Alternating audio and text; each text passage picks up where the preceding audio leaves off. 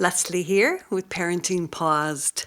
So lovely to be here this week to talk about a topic that is quite dear to my heart because I actually did it a lot. I talked to a lot of other parents that do it. And that is, drum roll please, overprotection. Well, it is so hard not to do this one, especially in our culture these days, because of course we want our kids to be safe, feel safe, to have a protected environment, because there is so much out there that they can accidentally fall into or step right into. And yes, there is a level of protection that we can provide without being overprotective. Now, what I mean by this is, I often heard myself say, and I hear parents say all the time, I don't want my kid to feel this, or I don't want my kid to think this. And it's like, well, really, why not? Why would you want to protect your kid from their feelings or what they're thinking? Now, if they're thinking that they're bad or ugly or all of these things, of course you want to protect them from thinking those things. Or if they feel disappointed or sad, of course it's natural to want to talk them out of those things. And yet what I found is that was usually about me, that I wasn't willing to sit in the discomfort, to go through the discomfort, to come alongside my child, to walk them through whatever experience they were having, because that was their experience. It wasn't mine. So when I would take on that it was my experience because I was so uncomfortable, of course I would want to take their experience away from them. Natural, right? But not always supportive. Because my daughter, when she left home, of course, she felt those certain things and she had experiences and she thought certain things.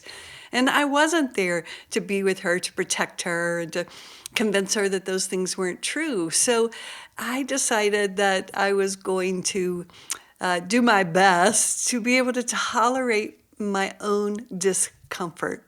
All right, now let's talk about this. Well, what does this look like, tolerating our discomfort? So let's say our kid comes home from school and someone they come in and tell you this friend has been mean to them, or they call them a name, or they excluded them. Oh my God, that was such a big one for me because I had some inclusion issues. So what if they were excluded from a situation? And let's say our kid was having some feelings about it. They felt disappointed, or they felt hurt, or they felt sad, or whatever. And we've talked about this so much, of course we're going to attune to those feelings. That's natural and normal. That's how we connect. But what we also do is usually we join in on the story. And instead of being with those feelings, asking more, tell me more about this. Okay, well, what's happening for you? And being with our child, we often get caught in the story, and it might be the story of exclusion. Now, if you were excluded in your childhood, you may have a really strong story about that. That's not okay, that can't happen. I don't want you to think that. I don't want you to feel that. And then we jump to the rescue. Maybe we call that mother whose friend excluded our kid from the party, and we make sure that our kid gets to go. And we just, usually from our discomfort. So sitting with that discomfort is actually honoring that, yeah, I feel that, I understand. Tell me more about that feeling. Tell me more about how you're doing with that. And to really support your child in processing and knowing that those are just feelings. It's not who they are. And yet feelings come and they go.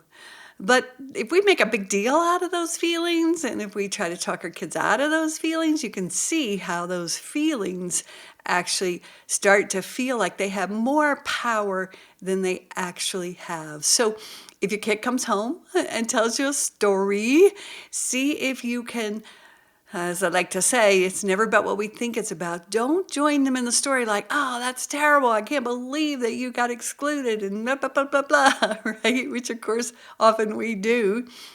What would it be like to listen to the story when your child says, yeah, I didn't like it and they excluded me and I wanted to go to the party? If you were able to say, well, of course you did. I hear you. Of course. That's hard for you. Of course. Yeah, you wish you would have been invited. But don't join in with, yeah, that was terrible and it was horrible and I don't like that and I'll call his mother right now and I'm going to make sure that you get to go. So we can always validate. Of course it feels that way, and of course you wish it would have been different. And the reality is that you're here now and you're okay and I'm here with you. And those feelings are going to come and they're going to go. All right, lovies, have a fabulous week this week, and I'll see you next week on Parenting Paused.